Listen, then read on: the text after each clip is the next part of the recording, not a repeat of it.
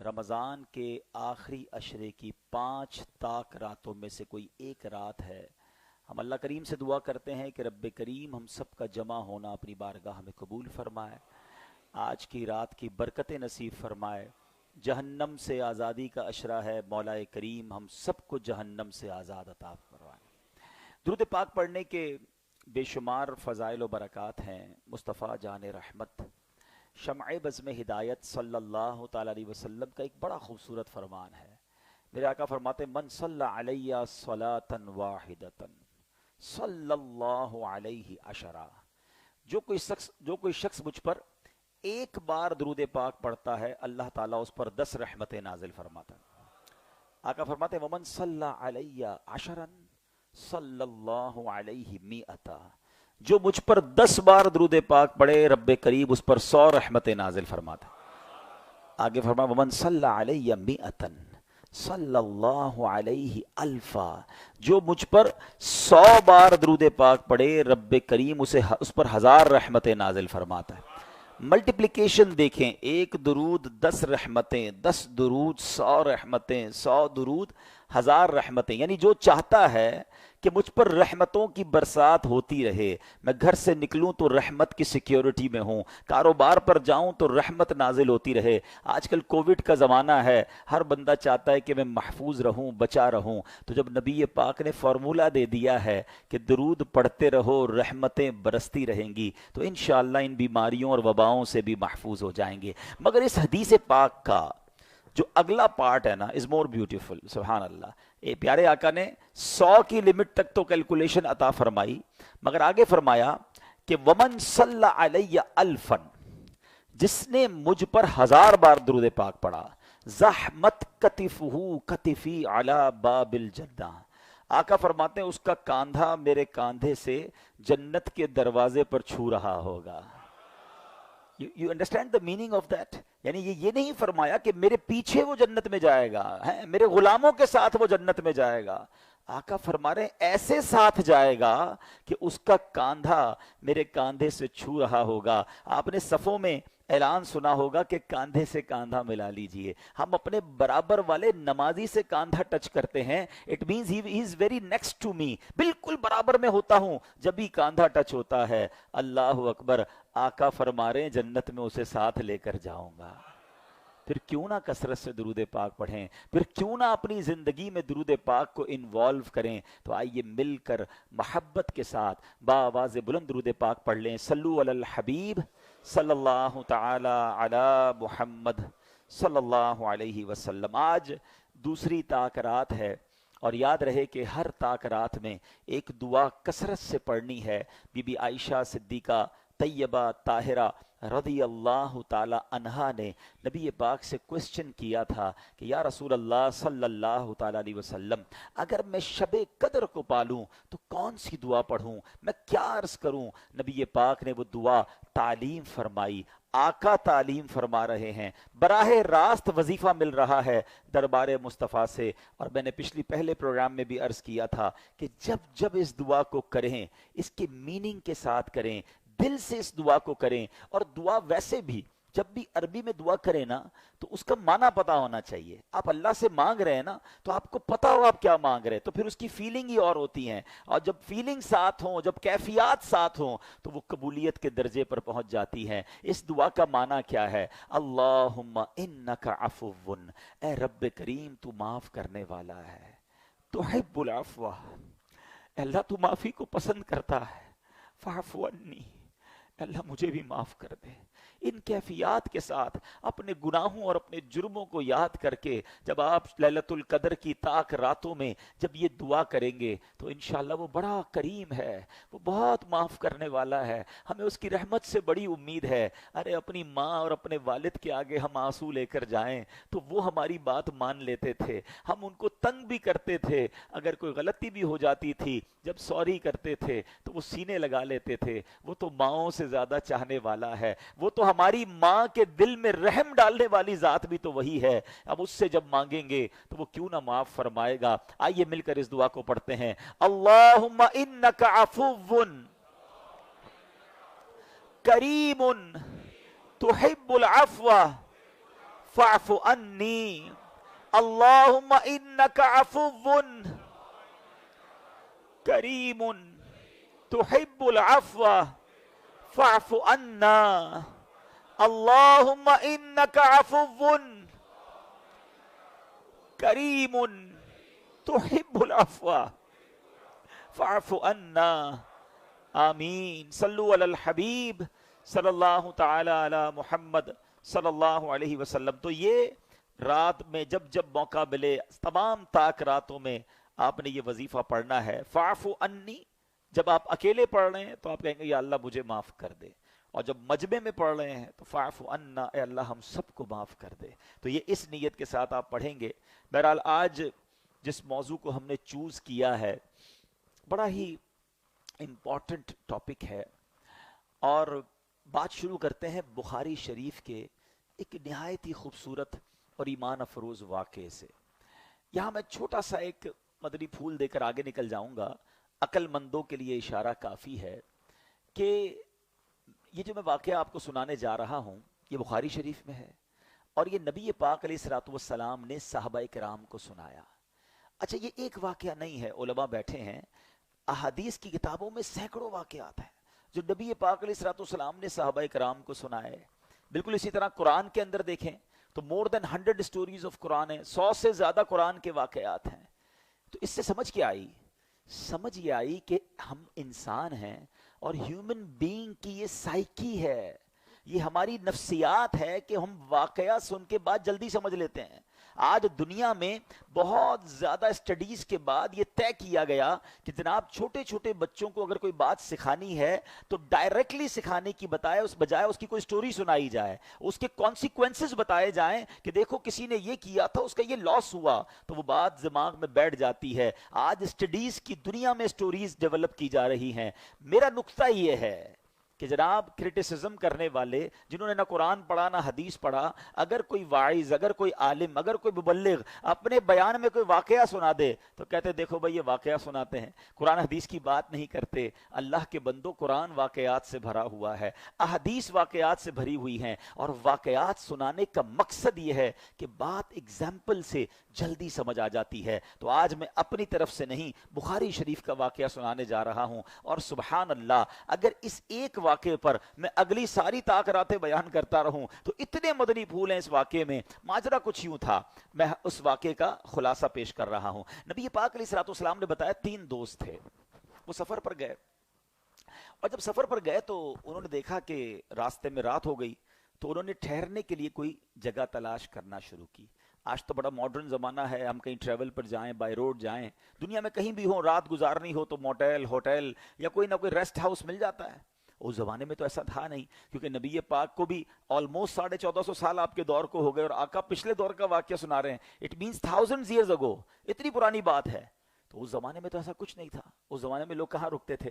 کوئی غار ڈھونڈ لیتے تھے, کوئی کیو ڈھونڈتے تھے, اور وہیں جا کر رات گزار لیتے. ایسا ہی کیا وہ تینوں دوستوں نے. ایک غار ڈھونڈا, صفائی کی, اور کہا یہاں رات گزارتے ہیں, صبح پھر ٹریول جو جرنی ہے وہ آگے چلائیں گے. اب کیا ہوا, جب وہ رات اس غار میں گئے, اللہ کی کرنی ایسی ہوئی کہ ایک بڑی سی چٹان وہ گری اور اس نے اس غار کا منہ بند کر دیا. اب باہر نکلنے کا راستہ نہیں. اور آپ اس زمانے میں سمجھتے ہیں اس کا مطلب کیا ہوا؟ آج کے دور میں اگر کوئی پھنس جائے تو موبائل فون کر سکتا ہے, لوکیشن شیئر کر سکتا ہے, انٹرنیٹ کا زمانہ ہے کہ بھائی یہاں پھنسا ہوا ہوں, ذرا ریسکیو کرو. اس زمانے میں ایسا ہونے کا مطلب یہ تھا کہ لائف از کلوز ناؤ, ختم, اب بھوکے پیاسے مرنا ہی ہے, کسی کو پتہ ہی نہیں ہم کون سی جگہ پھنسے, کون بچانے آئے گا. تینوں دوست سوچنے لگے کہ اب ہوگا کیا. دین دے ڈیسائیڈڈ کہ یوں کرتے ہیں, مر تو لگتا تو ایسا ہی مر ہی جائیں گے, اللہ سے دعا کرتے ہیں اور باری باری ہم تینوں اپنی اس عمل کی وجہ سے ہمیں اس غار سے نجات دے دے. پہلے دوست نے ہاتھ اٹھائے, اور ہاتھ اٹھا کر دعا کرتا ہے کہ یا اللہ, ایک بار ایسا ہوا کہ میرے خاندان میں ایک لڑکی تھی, مجھے وہ پسند بھی بہت تھی, اور ایک بار اس لڑکی نے مجھ سے مدد مانگنے آئی, اس کو کسی پرابلم میں وہ تھی, مجھ سے کوئی قرضہ وغیرہ لینے آئی, تو مجھ پر شیطان غالب ہو گیا. میں نے کہا پیسے تو دے دوں گا مگر تمہیں میرے ساتھ برا کام کرنا پڑے گا. لڑکی بڑی مجبور تھی, کہنے لگی ایسا نہ کرو, اللہ سے ڈرو, میں ضرورت مند ہوں, مجھے میری مدد کر دو.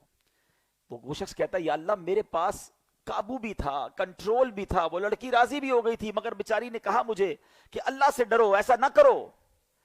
اے اللہ اس وقت میرے دل میں تیرا خوف آیا، مجھے کوئی دیکھنے والا نہیں تھا، اے اللہ فقط تیری رضا کی خاطر میں نے اس لڑکی کو چھوڑ دیا۔ اے میرے مالک اگر وہ عمل میں نے تیری رضا کے لیے کیا تھا تو میرے مولا ہمیں اس مصیبت سے نکال دے۔ وہ چٹان جو ہے وہ تھوڑی سی آٹومیٹکلی اللہ کی رحمت سے سرک گئی، مگر اتنی نہیں سرکی کہ وہ یہ تینوں دوست جو ہیں یہ باہر نکل سکیں۔ اور یہ میں واقعہ آپ کو حدیث پاک کا اور بخاری شریف کا سنا رہا ہوں۔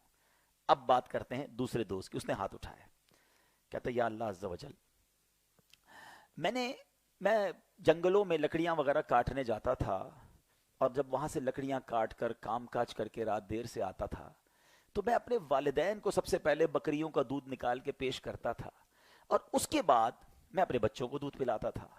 اللہ ایک رات ایسا ہوا کہ میں آیا، رات کو دیر ہو گئی، دودھ نکالا، ماں باپ کے قدموں میں گیا تو میرے والدین سو گئے تھے۔ اے رب کریم، میں سوچ میں پڑ گیا کہ والدین سو گئے تو بچوں کو کیسے پلاؤں؟ ادب تو یہ کہتا ہے کہ ماں باپ کو پہلے پلانا ہے۔ بچے کہتے رہے بابا جان ہمیں بھی پلائیں، ہم نے کہا نہیں۔ میں ماں باپ کے کنارے کھڑا رہا ساری رات، میں والدین کے بستر کے پاس کھڑا رہا کہ جب بازیں وہ پتھر تھوڑا سا اور سرک گیا، مگر اتنی جگہ نہ بنی کہ وہ تینوں نکل سکیں۔ اب تیسرا دوست، اس نے ہاتھ اٹھائے، کہتا یا اللہ ایک بار ایک مزدور آیا تھا میرے پاس، اور اس مزدور نے میرے پاس مزدوری کی اور اپنے پیسے لینا بھول گیا۔ وہ تو چلا گیا، میں نے اس کے پیسے سنبھال کے الگ رکھے، بلکہ اپنے کاروبار میں ایک چھوٹا سا شیئر جو ہے، کاروبار کا ایک چھوٹا حصہ اس کے پیسوں سے کرنا شروع کر دیا۔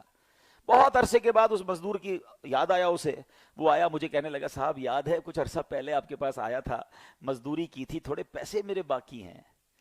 وہ شخص کہتا ہے یا اللہ میں نے اس سے کہا کہ یہ جو سارا ریوڑ ہے نا، بکریاں جانور، یہ سب تیرے ہیں۔ کہتا ہے میرے کہاں سے ہو گئے، میرے تھوڑے پیسے تھے۔ کہ وہی تھوڑے پیسے کاروبار میں لگائے تھے، اتنے بڑھ گئے ہیں، لے جا سب تیرا ہے۔ وہ بڑا خوشی خوشی وہ جانور لے کر چلا گیا۔ میرے مولا اگر وہ میرا عمل تیری رضا کے لیے تھا تو اے اللہ جب ہمیں بچا لے، اس غار سے نکال دے۔ پیارے آقا علیہ الصلوۃ والسلام فرماتے وہ پتھر اور سرک گیا اور یہ تینوں شخص اس غار سے باہر آ گئے۔ اب اس واقعے سے اتنا کچھ سیکھنے کو ملتا ہے، اللہ اکبر۔ سب سے پہلی بات تو میں ایک عشق والی اور ایک عقیدے والی بھی کلیئر کر دوں۔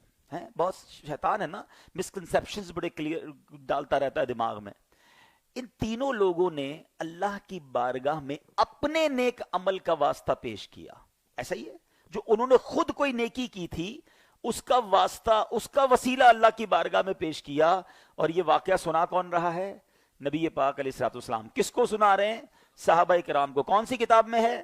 بخاری شریف میں، ٹھیک ہے۔ اگر یہ کام ٹھیک نہ ہوتا، اللہ کی بارگاہ میں وسیلہ پیش کرنا درست نہ ہوتا تو میرے آقا بیان نہ فرماتے۔ اٹ مینز نبی پاک تو تعلیم دے رہے ہیں کہ دیکھو ان لوگوں نے اللہ کی بارگاہ میں اپنے نیک عمل کا وسیلہ پیش کیا، اللہ نے انہیں اسکیپ کر دیا، اس جگہ سے یہ نکل آئے۔ تو میرا سوال یہ ہے، ہم گناہگار، ہم سیاہ کار، سراپا خطا کار، ہم اپنے نیک عمل کا واسطہ پیش کریں وہ رب قبول فرما لے، تو جو سراپا عبادت گزار غوث اعظم ہوں، عبادت کے شہنشاہ صحابہ کرام ہوں، اور سب کو عبادت سکھانے والے نبی پاک علیہ الصلوۃ والسلام ہوں، اگر کوئی امتی نبی پاک کا واسطہ پیش کرے کہ اللہ میری دعا قبول کر لے، مجھ سے مصیبت ٹال دے، صحابہ کا واسطہ پیش کرتا ہوں، اولیاء کا واسطہ پیش کرتا ہوں، تو یہ تو حدیث پاک سے سیکھنے کو مل رہا ہے۔ تو ایسی کسی بات میں کوئی کنفیوژن دماغ میں نہیں آنی چاہیے۔ اب تھوڑا سا آگے چلتے ہیں، یہ تین عمل کیا تھے؟ یہ تینوں عمل بڑے امپورٹنٹ ہیں اور بڑے ریلیونٹ ہیں ہم سب سے۔ پہلے نے کیا کیا؟ اکیلا تھا، گناہ کا موقع تھا، کوئی دیکھنے والا نہیں تھا، مگر کس لیے گناہ نہیں کیا؟ اللہ دیکھ رہا ہے۔ یہ تقویٰ ہے میرے میٹھے اسلامی بھائیوں، یہ وہ پرہیزگاری ہے جو مجھے اور آپ کو سیکھنی ہے۔ آج 22 روزے رکھ لیے، آپ کو معلوم ہے روزے فرض ہونے کی حکمت قرآن میں کیا ہے؟ یا ایہا الذین آمنوا کتب علیکم الصیام کما کتب علی الذین من قبلکم لعلکم تتقون۔ اے ایمان والو، تم پہ رمضان کے روزے فرض کیے گئے جیسے پچھلوں پر فرض کیے گئے تھے۔ کیوں؟ لعلکم تتقون، تم تقوی حاصل کرو۔ What is the meaning of تقوی؟ ہے کہ اللہ کا خوف، اللہ کی ناراضگی سے بچنا، اللہ کی نافرمانی نہ کرنا. اچھا مزے کی بات یہ ہے، انڈیلیبریٹلی یا ڈیلیبریٹلی، دانستہ یا غیر دانستہ، ہم روزانہ تقوی کی بڑی زبردست ایک پریکٹس کر رہے ہیں. اور وہ کیا ہے؟ ہم سب ماشاءاللہ روزہ رکھ رہے ہیں، مجھے لائیو جو سن رہے ہیں وہ بھی رکھ رہے ہیں، لاکھوں کروڑ لوگ روزہ رکھ رہے ہیں. کوئی ایک ہے ایسا جو عصر کے بعد بھوک بھی لگی ہو، پیاس لگی ہو، گھر میں کوئی دیکھ نہ رہا ہو، ٹھنڈا پانی نکال کے پی لے؟ فروٹ تیار ہوتا ہے کٹا ہوا، بھائی ابھی افطار میں آدھا گھنٹہ باقی ہے، ابھی زیادہ بھوک لگی ہے، کوئی دیکھ تو نہیں رہا، فروٹ کھا لے. کوئی ایک ایسا نہیں ہوتا. اس قدر اللہ کا خوف یا اللہ دیکھ رہا ہے اس کا یقین ہوتا ہے کہ ہم کلی کرتے ہیں. کلی میں منہ میں پانی چلا گیا نا، اب منہ میں پانی ہے، حلق کتنا دور ہے، ایک قطرہ نہ چلا جائے اس کا خیال رکھ رہے ہوتے ہیں، ورنہ ایک کلی لے لیں اندر کون دیکھ رہا ہے. مگر کوئی ایسا نہیں کرتا، کوئی نہیں دیکھ رہا، مگر کون دیکھ رہا ہے؟ کون دیکھ رہا ہے؟ اب یہی تو سوال ہے کہ جب تم روزہ رکھ کے کھانے پینے کی چیزیں اس لیے نہیں لے رہے کہ اللہ دیکھ رہا ہے، تو آنکھوں سے حرام دیکھتے وقت یہ کیوں نہیں سوچتے کہ اللہ دیکھ رہا ہے؟ کانوں سے حرام سنتے وقت یہ کیوں نہیں سوچتے کہ اللہ دیکھ رہا ہے؟ حرام روزی کماتے وقت کیوں نہیں سوچتے کہ اللہ دیکھ رہا ہے؟ کہ اللہ فقط روزہ دار کا کھانا پینا ہی دیکھ رہا ہے، اس کے علاوہ ہمارے گناہ وہ نہیں دیکھ رہا؟ دروازہ بند کر کے، لائٹ آف کر کے. ٹھیک ہے رمضان میں بہت سارے لوگ گناہوں سے بچ جاتے ہیں، مگر دل، اب یہ جس کو کہتے ہیں دل پر ایک رنج کی کیفیت ہے کہ اب چند دنوں میں رمضان ہم سے جدا ہو جائے گا، ایسا حال ہوتا ہے. سمجھ نہیں آتا. آپ ذرا سمجھے بات کو. رمضان ایکچولی ہماری ایک پریکٹس کروائی جاتی ہے بڑے مقابلے کے لیے. وہ ہماری عام زبان میں اسپورٹس مین کہتے ہیں نا، نیٹ پریکٹس ہوتی ہے تاکہ آپ بڑے پروگرام کے لیے، بڑے میچ کے لیے، بڑے مقابلے کے لیے تیار ہو جائیں. ایکچولی رمضان تو پریکٹس کروائی گئی. شیطان کو کر دیا بند، جو ہمارا دشمن تھا، ٹھیک ہے. رحمتوں کے در کھول دیے گئے، نیکیوں کا اجر بڑھا دیا گیا کہ میرے بندو شیطان بند ہے، پریکٹس کر لو. جب تم پورا مہینہ نماز پڑھ سکتے ہو تو پورا سال بھی پڑھ سکتے ہو. پورا مہینہ گناہ سے بچ سکتے ہو تو تم پورا سال بھی بچ سکتے ہو. جب تم رمضان میں کھانے پینے کی چیزوں سے اپنے آپ کو روک سکتے ہو تو اپنے نفس کو شہوات کی اور گناہوں کی عادتوں سے بھی روک سکتے ہو. یہ ساری پریکٹس کروائی گئی. حال یہ ہے کہ کچھ دن تو اثر رہتا، ابھی شیطان آزاد ہوتا ہے اور چاند رات کو ہی جو طوفان بدتمیزی ہوتا ہے. حالانکہ پتہ ہے چاند رات کتنی امپورٹنٹ نائٹ ہے، اس کو لیلۃ الجائزہ کہا گیا، انعام ملنے کی رات، مزدوری ملنے کی رات کہا گیا. مگر اسی رات جو بے حیائی اور پتہ نہیں کیا کیا پلاننگ شروع ہو جاتی ہیں، بازاروں میں رش، میں نہیں کہتا شاپنگ نہیں کر سکتے، مگر مرد و عورت، بے پردگی اور جو کچھ ہوتا ہے آپ جانتے ہیں.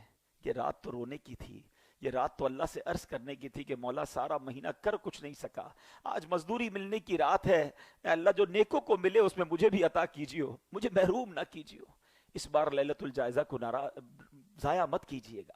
تو بہرحال ہوتا کیا ہے، مثال کے طور پہ مغرب کے بعد چاند نظر آیا اور اعلان ہوا کہ چاند دکھ گیا، یا اگر 30 روزے ہوئے تو سب کو پتا ہے کہ مغرب آخری نماز ہوگی. مغرب میں نمازی ہوں گے، عشاء میں نمازی نہیں ہوں گے. یہ کیا ہے؟ اپنے دل سے پوچھو یار. ہم انڈیلیبریٹلی زبان سے تو نہیں کہہ رہے، مگر زبان حال سے تو کہہ رہے ہیں نا کہ شیطان تو بند تھا نا تو اللہ کے بندے تھے، تو اللہ کی مانتے تھے، اب تو آ گیا، ہم تیرے بندے ہیں، اب تیرا استقبال کریں گے، اب تجھے راضی کریں گے. یہ کیسا میسج دیتے ہو یار. اس بار کہو نا شیطان کو، مرد ہو تو لو نا چیلنج کہ آجا تجھے آنا ہے تو ہم کچھ بھی ہو جائے ہم اللہ کے بندے ہی رہیں گے. ہم 5 وقت نماز اب سارا سال پڑھیں گے. جو تعلق، جو کنیکشن ہمارا مسجد سے بنا ہے اب وہ رمضان کے بعد بھی بنا رہے گا انشاءاللہ. اس بار تو ٹرننگ پوائنٹ لائے نا. یہ رمضان تو زندگی بدل کے جائے، ورنہ صرف رمضان میں نمازیں، رمضان میں روزے، رمضان میں تلاوت، رمضان میں اللہ اللہ، اس کے بعد یاد ہی نہیں آتا کچھ. ایسا نہ کریں. صرف رمضان کی نمازیں فرض نہیں ہیں. اور یہ جو اس نوجوان کا جو واقعہ ہے، یہ بہت سارے نوجوانوں کے لیے درس ہے. آج کل لوگ ملک بدل کر جاتے ہیں، یار وہاں چلتے ہیں، ذرا وہاں غلط کام کریں گے، یہاں تو جاننے والے ہیں نا، یہاں کوئی دیکھ لے گا، فلاں ملک چلتے ہیں، فلاں علاقے میں چلتے ہیں، اس اپنے محلے سے باہر چلتے ہیں. کیا وہاں اللہ نہیں دیکھ رہا؟ غالباً حضرت ابراہیم بن ادھم کا واقعہ ہے کہ آپ کے بارے میں آتا ہے کہ آپ ایک جگہ گئے تو ایک بدماش تھا اور اس نے ایک عورت کو پکڑ کے رکھا تھا، ہاتھ میں چاقو تھا.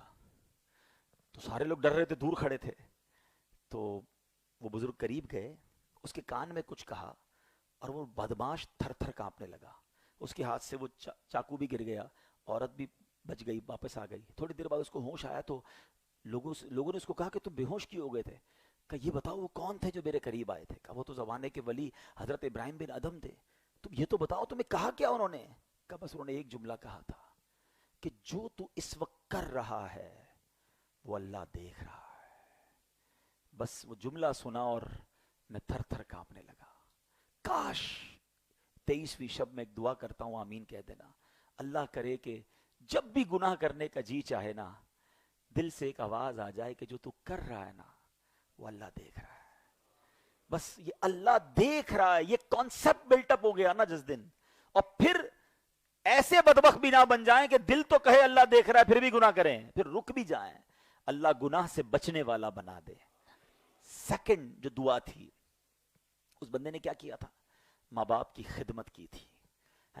کیسی خدمت کی؟ کہ اپنے بچوں سے پہلے ماں باپ کی خدمت کرتا تھا. ماں باپ کی جو خدمت ہے نا، اللہ اکبر، یہ بہت بڑی نیکی ہے. اے وہ خوش نصیب بچوں جن کے ماں باپ زندہ ہیں، یقین کرو یو آر سو لکی. رمضان کا مہینہ ہو اور ماں باپ بھی ساتھ ہوں، پھر اور کیا چاہیے؟ ان کی دعائیں بھی ہوں، ان کا دیدار بھی ہو، افطار بھی ان کے ساتھ ہو. پوچھو ان سے جن کے ماں باپ چلے گئے، رمضان میں بہت یاد آتے ہیں. اب تو ماں باپ سے ملنے کے لیے بہت سو کو قبرستان جانا پڑتا ہے. ایسا نہ کرو، یہ ہیں تو ان کی خدمت کر لو، ان کی دعائیں لے لو.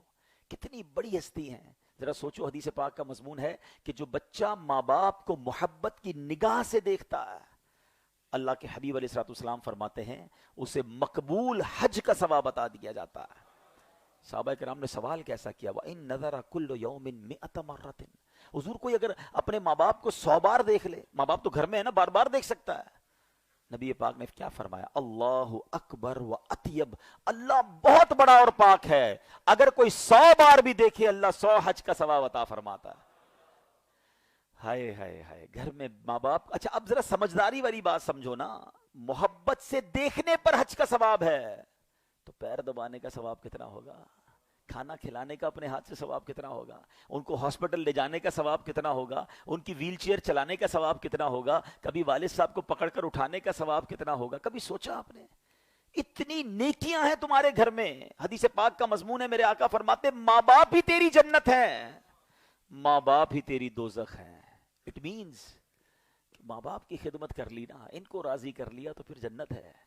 لیکن بہت ساری نیکیاں بھی ہیں اور ماں باپ ناراض ہے نا تو پھر تمہیں جہنم سے بچانا مشکل ہے، پھر جہنم ٹھکانہ بن جائے گی. پلیز سمجھو بات کو. ماں باپ کو ناراض نہ کرنا، ماں باپ کی دعائیں لیجئے.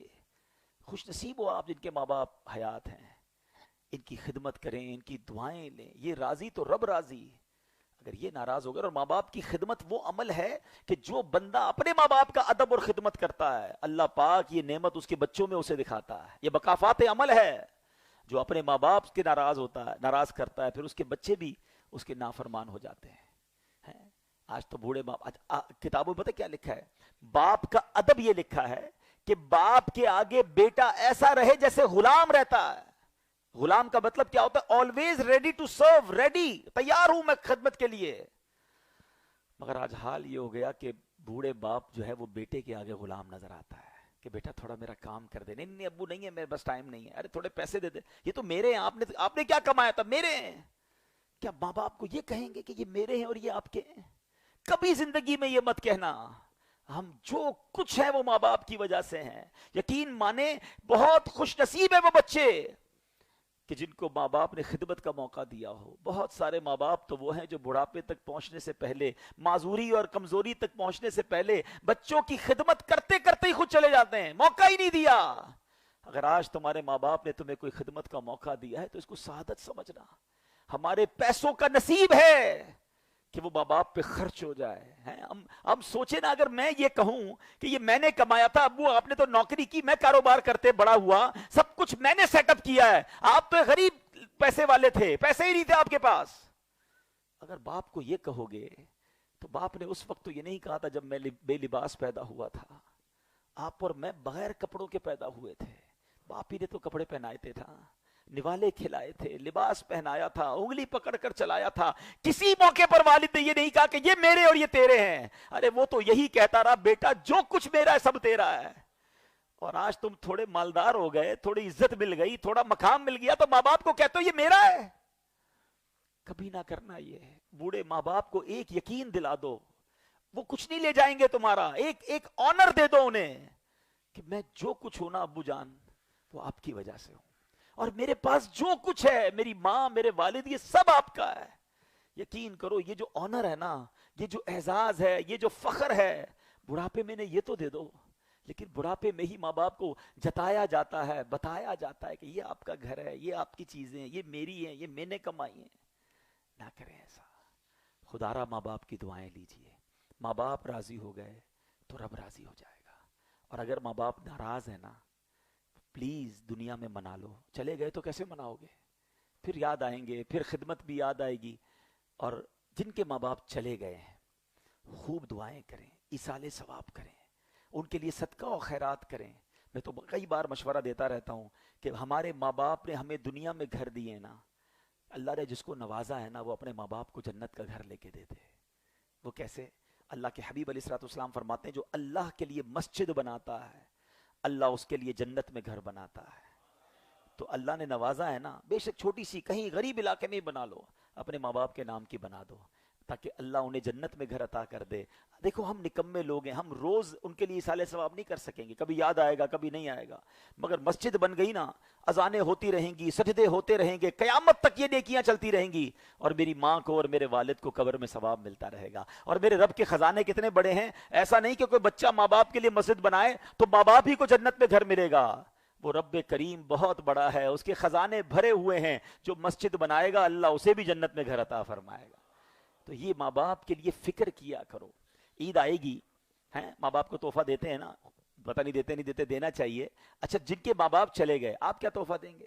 تو آپ پلان کریں کہ ماں ہوتی تو میں کچھ دلاتا, ابو ہوتے تو کچھ پیش کرتا, چلو عید پر میں کچھ اور نیکیاں کر کے, کچھ اور صدقہ کر کے, کوئی اور اچھا کام کر کے اپنے ماں باپ کو ثواب پہنچاتا رہوں. تو بچوں کا یہ کام ہے, جن کے ماں باپ چلے گئے ان کی قبر کو وزٹ کرتے رہیں اور ان کے لیے ایصال ثواب والے کام کرتے رہیں. تیسرا وہ شخص جس نے دعا کی, اور وہ کیا دعا تھی, اس نے کیا کیا تھا, اس نے امانت جو ہے وہ پراپر واپس لوٹائی, بلکہ اس میں انہانس کر کے اور بڑھا کر لوٹائے. ادھر حال کیا ہے, ارے وہ بھول گیا نا, ٹھیک ہے بس ہمارے ہو گئے, حساب میں اس کو یاد ہی نہیں آ رہا, یاد نہیں آ رہا تو پھر تو اپنے ہی ہو گئے نا. استغفر اللہ. آپ یاد رکھنا, یہاں دے دو, جس نے یہاں کسی کے دبائے ہیں نا وہاں نہیں دے سکے گا. سیدی اعلیٰ حضرت امام اہل سنت لکھتے ہیں اپنی کتاب میں کہ جو کسی کے 3 پیسے, میں بات کر رہا ہوں 3 روپوں کی نہیں, 3000 روپوں کی نہیں, 3 پیسے جان بوجھ کر دبا لے, بروز قیامت اسے 700 مقبول با جماعت نمازوں کا ثواب دینا پڑ جائے گا. 700 مقبول با جماعت نمازیں اپنے پاس تو شاید پوری زندگی میں نہیں ہے, اور وہی 3 پیسے کے بدلے. ادھر تو لاکھوں کروڑوں روپے کھا کے بیٹھے, احساس ہی نہیں ہے. آج نہیں کوئی وصول کر سکتا, اس کا مطلب یہ نہیں کہ کل کوئی وصول نہیں کر سکے گا. حدیث پاک کا مضمون ہے, میرے آقا علیہ الصلوۃ والسلام نے صحابہ سے کوسچن کیا, بتاؤ مفلس کون ہے. یہی سوال میں اگر آپ سے کر لوں کہ بتائیں مفلس کون ہے, تو آپ بھی شاید وہی جواب دیں گے جو صحابہ نے جواب دیا تھا. صحابہ نے کہا حضور جس کے پاس پیسے نہ ہوں, درم یا دینار نہ ہو, حضور وہ مفلس ہے. ہم بھی یہ جواب دیتے ہیں جو غریب پیسے نہیں ہے وہ مفلس ہے. نبی پاک نے فرمایا نہیں, فرمایا مفلس وہ ہے جو قیامت کے دن پہاڑ جتنی نیکیاں لے کر آئے گا. اے حاجیوں, اے روزہ داروں, اے عبادت گزاروں, اے تہجد گزاروں, تراویح پڑھنے والوں سنو, آقا فرماتے پہاڑ جتنی نیکیاں لے کر آئے گا. نمازیں بھی ہوں گی, روزے بھی ہوں گے, صدقے بھی ہوں گے, حج بھی ہوگا, عمرے بھی ہوں گے. اب کیا ہوگا, مگر اس حال میں آیا ہوگا کہ کسی کا دل دکھایا ہوگا, کسی کا مال دبایا ہوگا, کسی کو تکلیف دی ہوگی, کسی کو گالی دی ہوگی, کسی کی غیبت کی ہوگی. وہ سارے لوگ کھڑے ہو جائیں گے اللہ کی بارگاہ میں, یا اللہ ہمارا انصاف کر, اس بندے نے ہمارے ساتھ ایسا ایسا کیا تھا. اب وہاں چیک بک تو ہوگی نہیں کہ بھائی جس کے 5 لاکھ روپے بھائی چیک لے لو, 5 تمہارے ہو گئے, 2 تمہارے ہو گئے, نہیں. وہاں تو کاروباری سمجھ لے نیکیوں کا ہے نا. اب کیا ہوگا کہ وہ جو مظلوم ہوں گے نا وہ حج لے جائیں گے, کوئی عمرہ لے جائے گا, کوئی نمازیں لے جائے گا, کوئی صدقے لے جائے گا. حدیث کے الفاظ ہیں نیکیاں ختم ہو جائیں گی, بندے پھر بھی باقی ہوں گے. یا اللہ ہمیں انصاف چاہیے, اللہ تو انصاف کرنے والا ہے. اب نیکیاں ہی نہیں بچی, پھر کیا ہوگا, ان مظلوموں کے گناہ اس بندے کے سر ڈالے جائیں گے. اور پھر یہ اعلان ہوگا یہ وہ بدنصیب ہے جو پہاڑ جتنی نیکیاں لے کر آیا تھا، مگر اب دوسروں کے گناہ اس کے سر پر ڈالے جا رہے ہیں اور اسے جہنم میں ڈال دیا جائے گا۔ Try to understand. ہم سمجھتے نماز، روزہ، حج، زکوٰۃ، صدقہ، خیرات یہ بہت اچھے کام ہیں، مگر بندوں کے حقوق سمجھو۔ کسی کی امانت آتی ہے اسے لوٹانا ہوگا، ڈھونڈ کے پہنچائیں۔ جو ہمارا ایک طریقہ ہے نا کاروبار کا، کسی کا بل آیا 1,02,220 روپے، وہ 1,02,000 دے دو بھائی، 220 کیا دینے کی ضرورت ہے، وہ بیچارہ بھی چپ چاپ لے جاتا ہے، لیکن یہ معاف نہیں ہوئے، وہ خوشی سے تھوڑی معاف کیے اس نے، آپ نے کاٹ لیا، آپ سمجھے معاف ہو گئے؟ ایک ایک روپے کا حساب دیجئے۔ ہاں وہ خود اپنی مرضی سے معاف کر دے وہ الگ بات ہے، مگر آپ کسی کے نہیں کھا سکتے، آپ کسی کے پیسے نہیں دبا سکتے۔ آپ سمجھتے یار میرے پاس پیسے وہ لینے ہی نہیں آتا، وہ لینے نہیں آتا، آپ پہنچائے اسے، ڈھونڈے اسے، اس کے وارثوں کو ڈھونڈیں، ورنہ قیامت کے دن۔ آج کچھ لوگ تو اتنے جری اور جس کو کہیں کہ جرت والے ہو گئے، کہتے جو کرنا ہے کر لو، نہیں دوں گا، وصول کر سکتے ہو تو کر لو، بگاڑ سکتے ہو تو بگاڑ لو۔ ان کو پتہ نہیں ہے کہ ایک دن آنا ہے جب مظلوم کا ہاتھ ہوگا اور ظالم کا گریبان ہوگا، جب اللہ مظلوم کے ساتھ ہوگا اس وقت پتہ چل جائے گا۔ کبھی زندگی میں کسی پر ظلم مت کرنا، کسی کی ہائے مت لینا۔ میں آخری بات کر کے اپنے بیان کو کنکلوژن کی طرف لاتا ہوں کہ جس بھائی کو ایسا لگے نا کہ یار بنی بنائی بگڑ رہی ہے، every thing going very smooth, کاروبار بھی اچھا تھا، فیملی بھی مزے میں تھی، صحت بھی بڑی اچھی تھی، everything going very well, یار اب آہستہ آہستہ چیزیں خراب ہو رہی ہیں، صحت بھی ڈسٹرب ہو رہی ہے، گھر میں اچھا خاصا پیار تھا، لڑائیاں ہونا شروع ہو گئی ہیں، کاروبار بھی گڑبڑ ہو رہا ہے، کچھ تو کچھ ہو رہا ہے۔ جب لگے نا بنی بگڑ رہی ہے تو چیک کر لینا کسی کی ہائے تو نہیں لے لی۔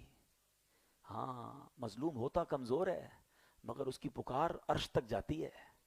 اگر اس نے ہاتھ اٹھا لیے نا تو بربادی سے کوئی نہیں بچا سکے گا۔ دعائیں لینے والے بنو، ہائے لینے والے نہ بنو۔ کام ایسے کرو کہ تم کہو نہ لوگ تمہارے لیے دعائیں کر رہے ہو، یا اللہ اس کی خیر کر دے، یہ ہمارا خیال کرتا ہے، اللہ تو اس کی مشکلیں آسان کر دے، ایسی زندگی گزارو، مرنے کے بعد بھی لوگ یاد رکھیں گے۔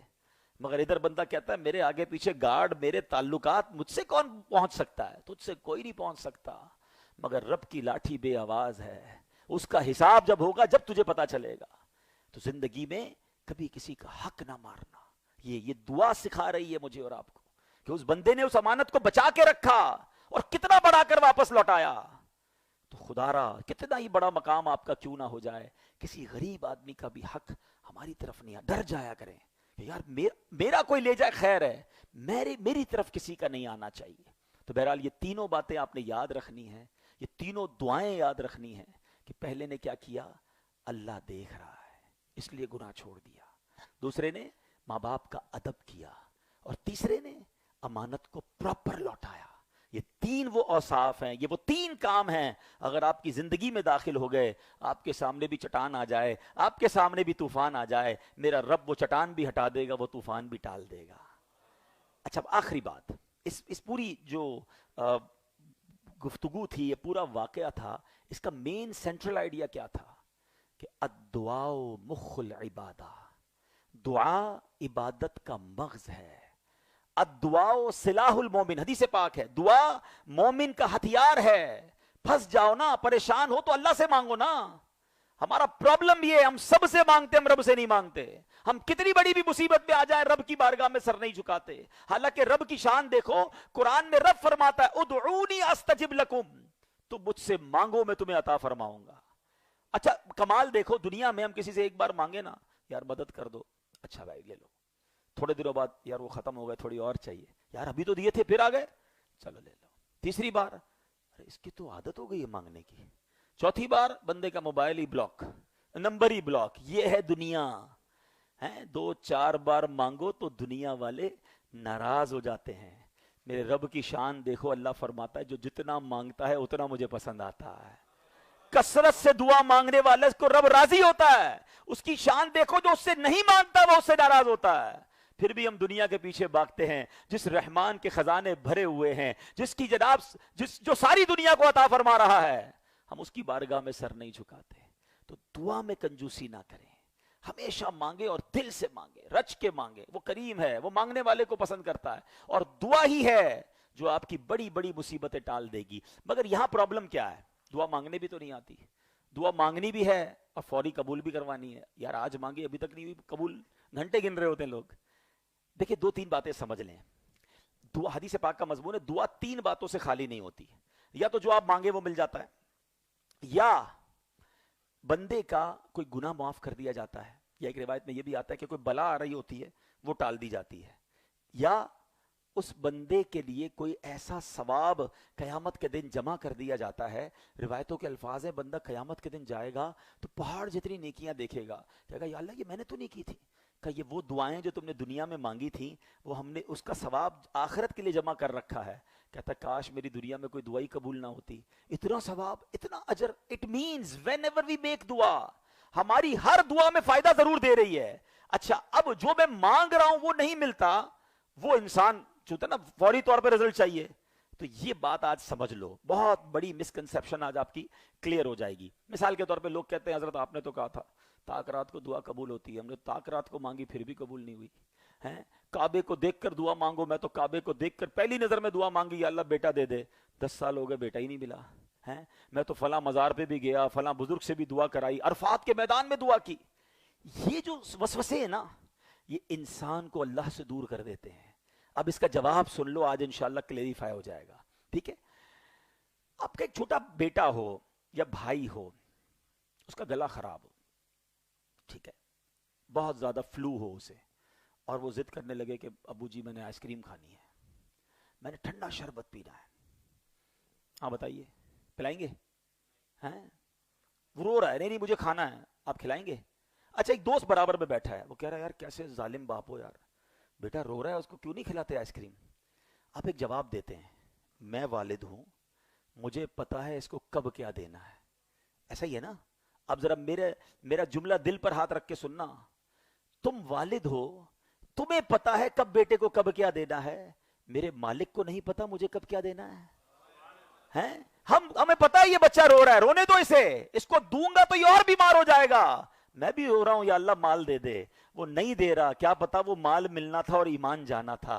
اللہ بہترین فیصلہ کرنے والا ہے. میں بیٹا مانگ رہا ہوں وہ نہیں دے رہا, کیا ایسے بیٹے نہیں دیکھے جو ماں باپ کو گھر سے باہر نکال دیتے ہیں, کیا پتا مقدر میں ایسا بیٹا تھا. اللہ بہترین فیصلہ کرنے والا ہے. جس دن تم رب پر بھروسہ کرنے والے بن گئے, رب سے تمہارا توکل کا لیول یہ ہو گیا کہ یا اللہ جو تو نے دیا وہ بھی تیری مہربانی, جو نہیں دیا وہ بھی تیرا بہترین فیصلہ. آپ بلیو کریں آپ کی لائف پرسکون ہو جائے گی. ہمارا پرابلم یہ ہے, پلاٹ لینے جاتے ہیں, سودا ہو گیا تو بڑے خوش, نہیں ہوا تو موڈ آف, یار بڑی اچھی ڈیل نکل گئی. لیکن جس دن تمہیں یہ یقین ہوگا نا کہ یہ ڈیل نکلی بھی اس لیے ہے کہ رب نے چاہا ہے, یہی میرے لیے بہتر ہے, تمہارا کام بنے گا تو بھی الحمدللہ, نہیں بنے گا تو سما الحمدللہ. ریلیکس رہو گے, اللہ پر بھروسہ کرنا سیکھ جاؤ, وہ رب ہمارے لیے بہترین فیصلہ کرنے والا ہے. جب وہ ماؤں سے زیادہ چاہنے والا ہے تو ہماری ماں ہمارے لیے کبھی رانگ ڈیسیژن نہیں لیا اس نے, تو وہ رب تو رحیم و کریم ہے. پلیز یہ بہت بڑی محرومی ہے کہ بندہ اپنے رب سے بدگمانی کرے, اپنے رب کے بارے میں عجیب بات کرے کہ میری سنتا نہیں ہے. ارے وہ کریم ہے, وہ جو تمہارے لیے بہتر ہے تمہیں عطا فرماتا ہے. ایک اور سوال, مثال کے طور پہ آپ نے دعا کی یا اللہ میری کاروبار میں برکت ڈال دے, آپ کی دکان کی سیل 10,000, کل بھی 10,000, تیسری دن دعا کی تو 9,999 ہو گئی. آپ نے کہا دعا کرتا جا رہا ہوں, سیل تو بڑھ نہیں رہی, دعا کرنے کا فائدہ کیا ہے. میں آپ سے سوال کرتا ہوں, سیل نہیں بڑھی لیکن باہر نکلنا تھا, آپ کا ایکسیڈنٹ ہونے والا تھا, ٹانگ ٹوٹنے والی تھی, حدیث کے الفاظ ہیں بندے پر بلا اترتی ہے, دعا جا کے اس کو روک لیتی ہے, انٹرسپٹ کر لیتی ہے. بتاؤ تمہاری ٹانگ ٹوٹنے سے اللہ نے بچا لیا, یہ بڑی قبولیت تھی یا پیسے بڑھ جاتے وہ قبولیت تھی؟ بھروسہ تو کرو رب پر, ہر وقت دعا مانگو, دل سے مانگو, گر گڑا کے مانگو, یقین سے مانگو, وہ ضرور عطا فرمائے گا. ایک آخری وسوسہ, ٹائم میرا پورا ہو گیا ہے, 2-3 منٹ آپ کے ایکسٹرا لوں گا. آخری وسوسہ وہ کیا ہے؟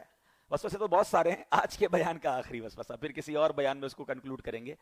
یار میں نماز بھی پڑھتا ہوں, روزے بھی رکھتا ہوں, تلاوت بھی کرتا ہوں, ہیں کچھ لوگ تہجد بھی ماشاءاللہ پڑھتے ہیں, حج بھی کیے, عمرے بھی کیے, میرے کام بنتے نہیں, میں مانگوں تو ملتا نہیں. میرا ایک دوست ہے ایک وقت کی نماز پڑھتا نہیں, سارے کام اس کے الٹے, مگر اس کے سارے کام سیدھے ہو رہے ہیں, کاروبار بھی ترقی ہے اس کی, تو جناب کاروبار میں بھی مسئلہ کوئی نہیں, میری صحت ٹھیک نہیں ہوتی, اس کو ہوتا ہی کچھ نہیں ہے. یہ کیا مسئلہ ہے؟ شیطان ہے نا, انسان کے دماغ میں ڈالتا ہے یار میں اتنی عبادت کروں, اس کو تو کچھ مجھے ملتا نہیں, اس کو مل ہی جا رہا ہے. اب سنو حدیث پاک, آئے آئے میرے آقا علیہ الصلوۃ والسلام کے فرمان بھی کتنے پیارے ہیں. حدیث پاک کا مضمون ہے کہ جب کوئی فاسق، فاجر، کافر، غیر مسلموں کو دیکھ کے بھی کچھ لوگ کہہ رہے ہوتے ہیں نا کہ یار دیکھو ان کو کتنا ملا ہے، وہ کتنا خوش ہیں، ان کو پرسکون بھی ہے، اور ان کے جناب باغات بھی ہیں، تو موسم بھی اچھا، چہرے بھی اچھے، سارا ہی اچھا ہی اچھا ہے. اس کے لیے کافروں کے لیے تو ایک حدیث سن لو. اس کا مضمون یہ ہے کہ دنیا مومن کے لیے قید خانہ ہے، کافر کے لیے جنت ہے، اور آخرت میں انشاءاللہ مومن کے لیے جنت ہوگی، کافر کے لیے قید خانہ ہوگا. اب آپ کی مرضی ہے دنیا جنت بنانی ہے یا آخرت کی جنت چاہیے، تو اس پہ غمزدہ نہ ہوا کریں. اچھا اب آتے ہیں اس بات پر کہ دعا قبول کیوں نہیں ہوتی، دوسروں کی ہو جاتی ہے.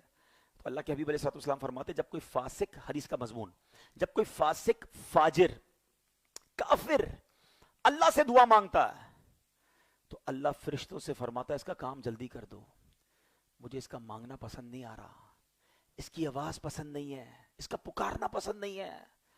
اور جب اللہ کا پیارا کوئی دعا مانگتا ہے نا، اللہ فرشتوں سے کہتا ہے اس کا کام نہ کرنا، اس کو اور مانگنے دو، مجھے اس کا پکارنا پسند آ رہا ہے، مجھے اس کا مانگنا پسند آ رہا ہے.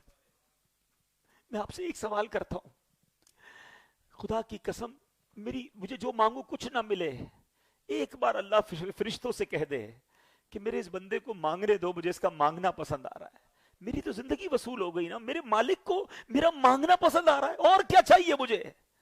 تو پلیز جلدی نہ مچایا کرو، اگر دیر ہو رہی ہے تو وہ تمہارے لیے بہتر ہے، وہ تمہارے لیے تمہارے حق میں اچھا ہے، مگر دعا سے نہ بھاگا کرو، رچ کے دعا کیا کرو، گڑ گڑا کر دعا کیا کرو، اور جس کو کہتے ہیں نا فوکس سے مانگا کرو. دعا بھی مانگتے ہیں، دھیان کہیں اور ہے، سوچ کہیں اور ہے، دیکھ کہیں اور رہے ہیں. یار آپ کا بچہ آپ کے سامنے کھڑا ہو، آپ کا ملازم کھڑا ہو، آپ کو امپورٹنٹ بات کر رہے ہو، وہ آپ کو نہ دیکھے، آپ کو برا لگتا ہے کہ یار میری طرف دیکھو، کدھر دیکھ رہے ہو، میں تم سے بات کر رہا ہوں، تمہارا دھیان کہیں اور ہے. تمہارا بچہ، تمہارا نوکر تمہاری طرف توجہ نہ دے، تمہیں برا لگتا ہے. تم اللہ سے مانگ رہے ہو، دھیان کہیں اور ہے، پھر کہتے ہو اللہ قبول نہیں تم خود اللہ کو ناراض کر رہے ہو.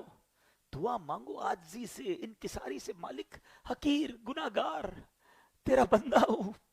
جتنا فوکس سے، جتنا دل سے مانگو گے نا، وہ کریم ضرور عطا فرمائے گا. وہ تو چاہتا ہے کہ ہماری جھولیاں بھر دی جائیں. تو آج پھر مانگنے کی رات ہے، آؤ پھر مل کے دعا کرتے ہیں. اللہم انک عفو کریم تحب العفو فاعف عنا. اللہم انک عفو کریم تحب العفو فاعف عنا. اللہم انک عفو کریم تحب العفو فاعف عنا. آمین. میرے میٹھے اسلامی بھائیوں، الحمدللہ دعوت اسلامی کے مدنی ماحول میں یہ باتیں سیکھی اور سکھائی جاتی ہیں. تاک راتوں میں تو آ رہے ہیں، مگر اس ماحول سے وابستہ رہیے گا، مدنی چینل دیکھتے رہیں. ہمارا انشاءاللہ ہر جمعرات کو رمضان کے بعد بھی اجتماع فیضان اسلام مسجد قریب ہی ہے، یہاں پر بھی ہوگا انشاءاللہ. ابھی تو رمضان میں یہاں بھی ہو رہا ہے، جمعرات کو اثر سے مغرب، جمعرات کو اثر سے مغرب انشاءاللہ. اور اس کے بعد بھی اللہ نے چاہا تو اجتماعات کا سلسلہ رہے گا. تو اپنے آپ کو جوڑ کر رکھیں گے نا. دیکھیں آج اتنی دیر آپ بیٹھے ہیں، مجھے اندازہ ہو رہا ہے، آپ کے چہرے دیکھ کے اندازہ ہو رہا ہے کہ دل پر کچھ اثر ہوا ہے، کچھ ڈیسیشنز لیے ہیں ہم کچھ بدلنا چاہتے ہیں. لیکن پرابلم پتہ ہے کیا، جب یہاں سے باہر نکلیں گے پھر وہی انوائرمنٹ، پھر وہی دوست، پھر وہی باتیں، ہم پھر دور ہو جاتے ہیں. اگر کنیکٹ رہیں گے نا، آتے جاتے رہیں گے، اجتماعات میں شرکت رہے گی، اللہ کرے کہ مدنی قافلوں میں سفر ہو جائے، تو دل بدلتے دیر نہیں لگے گی. ہم بھی انشاءاللہ سارا سال اللہ کی عبادت کرنے والے اور رب کے پسندیدہ بندوں میں اللہ نے چاہا تو شامل ہو جائیں گے. اللہ پاک عمل کرنے کی توفیق عطا فرمائے. آمین بجاہ النبی الامین صلی اللہ تعالی.